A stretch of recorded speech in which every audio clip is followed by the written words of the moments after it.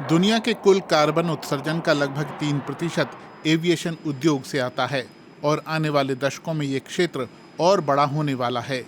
इसीलिए उद्योग के सामने मौजूद पर्यावरणीय समस्याओं का हल खोजना होगा। It is one significant emitter of green house गैसों के ये anthropogenic सबसे बड़े greenhouse gases. उत्सर्जकों It में is से not है। the biggest सबसे बड़ा as a नहीं है, sector, लेकिन but, बहुत बड़ा है। it is certainly अगर हमें significant, एक and here we sustainable need to भविष्य act चाहिए, swift तो इस क्षेत्र में to तकनीक के बदलाव के maintain लिए तेजी से काम technology करना होगा। transition of this industry sector into a sustainable future. पर्यावरण को विमान उद्योग से होने वाले नुकसान को कम करने की बात आती है तो 3 चीजें उम्मीदें जगाती हैं। एक है विमानों को बिजली से चलाया जाए, यानी विशाल बैटरी लगाई जाएं ताकि वो जीवाश्म ईंधन ना जलाएं, यानी छोटे ड्रोन वाली तकनीक को ही प्रयोग किया जाए। फिलहाल जो इलेक्ट्रिक विमान बैटरी पर चल रहे हैं वो ज्यादा वजन नहीं ढो सकते और बहुत ज्यादा दूर नहीं जा सकते, और फिर उन्हें एकदम शुरुआत से बनाना होगा।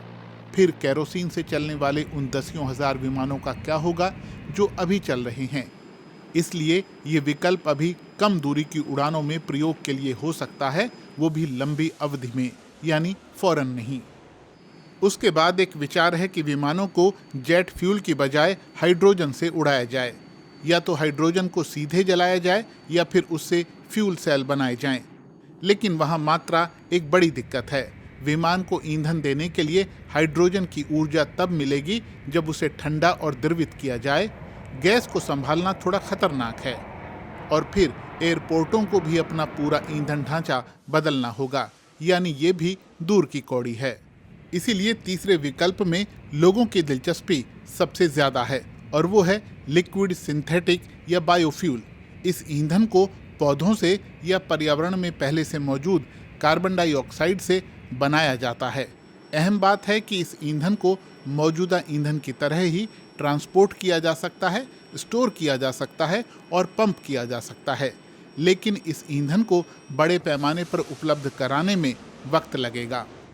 I think it would take 25 मुझे लगता है कि इसमें 25-30 साल लगेंगे, यानी जितने में एक विमान को विकसित किया जा सकता है। ऐसा भी तब जबकि आप माने कि विमान की उम्र कार की उम्र से कहीं ज्यादा होती है। पर्यावरण के अनुकूल विमान ईंधन कार्बन उत्सर्जन को कम करने में मदद तो करेगा, लेकिन उससे पहले चुनौतियां काफी हैं।